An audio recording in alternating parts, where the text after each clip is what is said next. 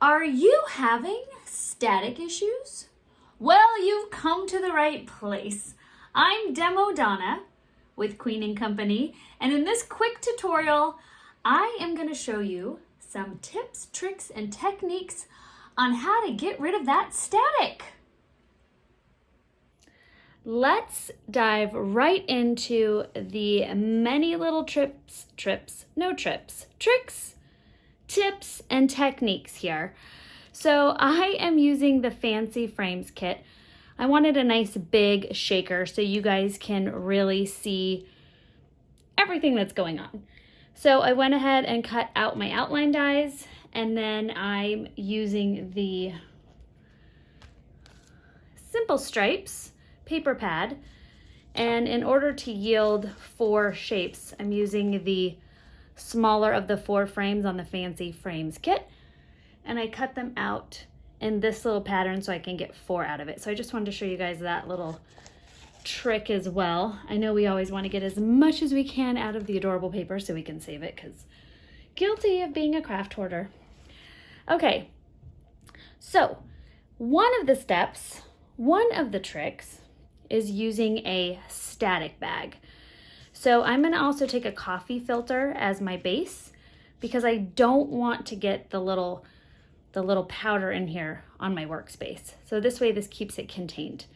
So I am just going to rub my base, the outline die, my white cardstock with the Static Buddy. So this is going to pretty much like pick up all the oils, remove the static from it, and make it so those shakers, those toppings, don't get all staticky in here. So that is one trick. Now, when you're working with your acetate, you really want to be careful not to scratch it. It's very fragile. Scratch is easy. Delicate little flower, this acetate. So we're going to do more of a pouncing. So if you want to put your Static Buddy on it, just to make sure that you're getting no static on your acetate as well, I'm going to do a little pouncing. Now, as you could see here, it's left it with some powdery residue on my acetate. So you could take a dry brush, like a makeup brush, a nice big, never used with makeup before, blush brush. That's what the word I was looking for. I do not use one, so of course I'm like, what? Okay. And you could just gently wipe that off. So as you can see, that got rid of that residue from the embossing buddy. You could also take one of the dusting cloths. This is actually a generic one, but you can use the name brand as well. And this is a really soft fiber, so this isn't going to scratch it either. And you can use the dusting cloth to remove some of the powder as well. So there's 2 little tricks versus rubbing this bag and taking maybe those powders and scratching your acetate. You can pounce and then remove the powder with a duster. So there are those 2 tricks. Well, there was 3. Let's keep adding them up, shall we? All right. So next what we're gonna do is assemble our shaker, and I'm gonna show you guys a couple additional tricks. So I'm gonna take my double-sided pre-cut foam that comes in this great Fancy Frames kit. And if you've never seen the assembly of a shaker before, I'm gonna just take out that exterior outline adhesive. So leave this intact just to keep the shape of this frame, especially the larger your shaker is, the better it is to keep the inside intact. Therefore, you don't have to worry about your foam losing its shape. All right, so now I've got my backing on there, and I just lined it up and stuck it over my outline die. And now I'm going to pop that inner insert out. So now I'm going to show you guys a trick on how to remove that little bit of leftover adhesive. One thing to do is make sure your foam is fully adhered. So you're not going to have a little leftover lip where your toppings are going to get stuck underneath. So I'm going to take a little bit of baby powder and a dry brush, Now, as we know, this is a very fine powder, and if you're really sensitive, now that everyone has a mask at home, you can wear a mask while you work with any of these baby powder. Even the static bag has the powder in it. So if that stuff is sensitive to you, you can wear your mask. Just lovely. And you have it in a nice variety of sizes and colors at your home. You can wear it to match your project that you're working on. So fun. I'm just gonna take a little bit of my baby powder and I'm gonna make sure I hit the top as well as the bottom edge of the adhesive exposed from my foam.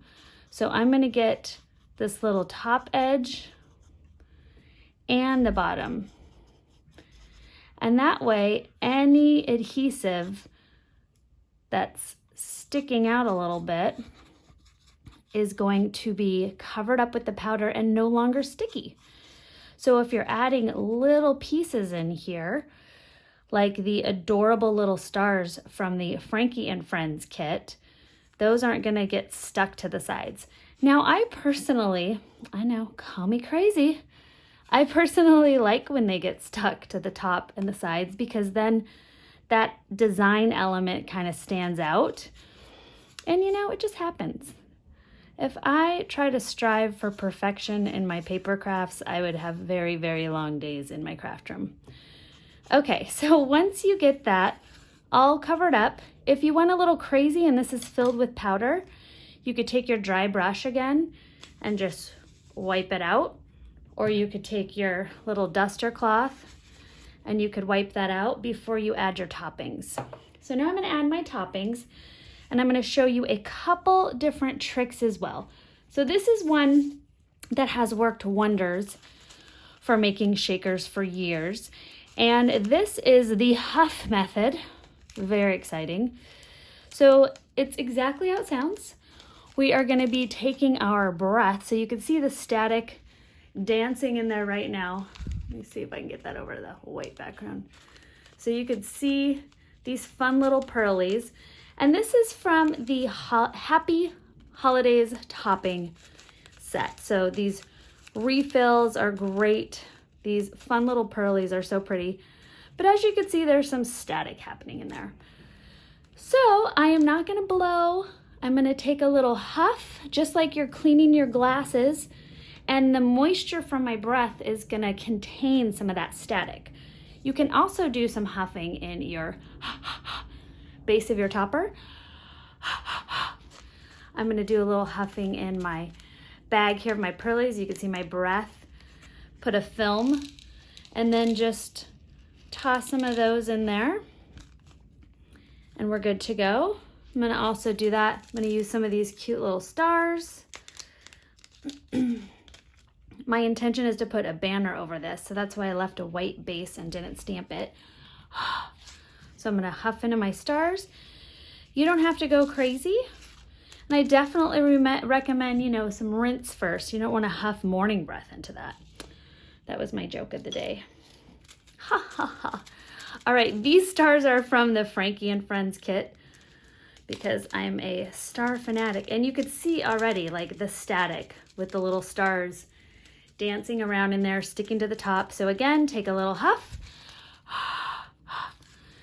And that adds that moisture and things aren't as staticky. Throw a little bit of those in there. Another recommendation is to take your anti-static bag, your anti-static sheets, your dryer sheets. And someone recommended cutting them into little pieces and tossing some in your shakers and having those included in your little shaker bags when you store them. You can do that. Someone also recommended throwing them in the freezer. I'm afraid I would eat them late night, thinking they were little candies. So even with when you're in your little containers, you can huff in there as well. So fun. Such a fun little game. I am literally just throwing the world in there, so no judgment here. Okay, now that I have that done, I am going to add the top, my acetate piece. So I'm gonna do the little trick to stick that to the edge of my double-sided foam.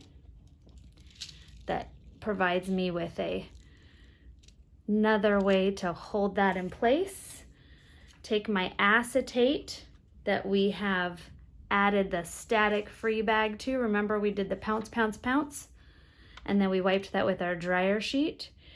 If you have never seen the assembly of a shaker card before, this is the full meal deal. You've got the anti-static as well as the shaker. We're gonna mix up all of our little guys, and you can see they're not sticking all around to the top because we added the powder. And then they're also not like super staticky and going all over the place. So obviously the lighter toppings, the finer toppings, those are gonna have a lot more static than your heavier, your beads and your heavier toppings. So once you've completed that, you're gonna take your sheer glue, do a nice fine little outline, and add your beautiful decorative die, your frosting die right on top. To see the full assembly of your shaker card, watch your Shaker 101 video. I hope you guys enjoyed all of these tips and tricks to get as little static as possible in your shakers. Let me know if you have any questions or comments below. Thank you so much for watching, and don't forget to subscribe. You don't want to miss out on any fun we're having over here at Cleaning Company. Thank you so much, and bye-bye.